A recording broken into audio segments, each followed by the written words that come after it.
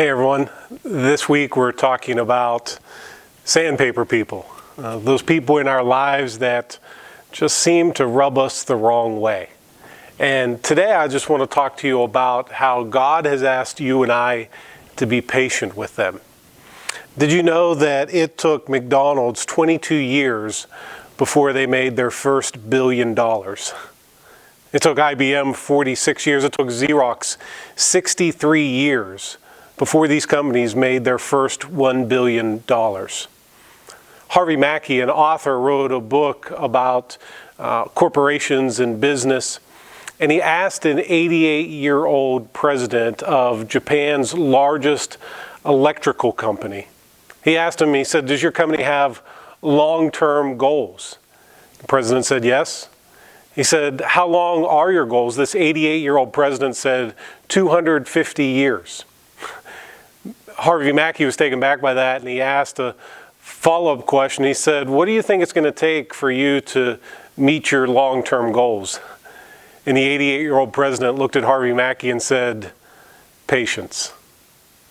One of the biggest things that we need in our lives as we deal with our sandpaper people is to be patient.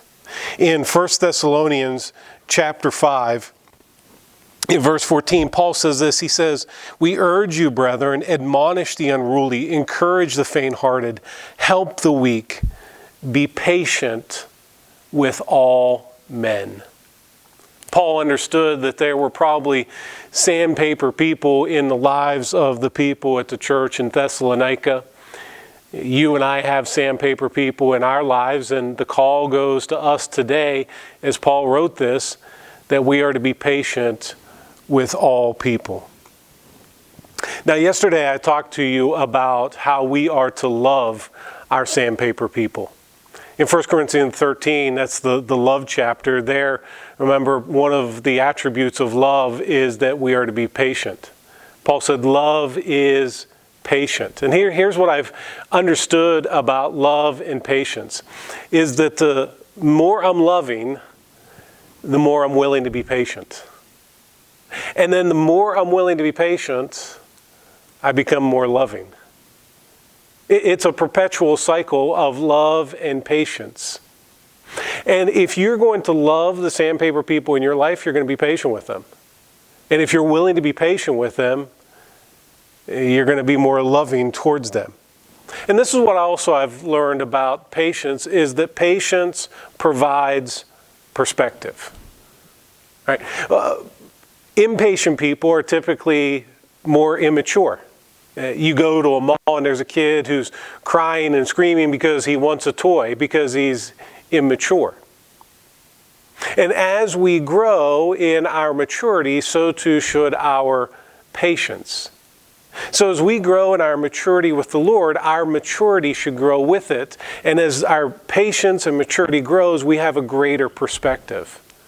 We're able to see the sandpaper people in our lives as God sees them. Aren't you glad that God has been patient with you? And Jesus said to love others as He has loved us, and we are to love our sandpaper people with patience. Proverbs 14:29 says this, "He who is slow to anger has great understanding." The person who's patient is a person who has great understanding.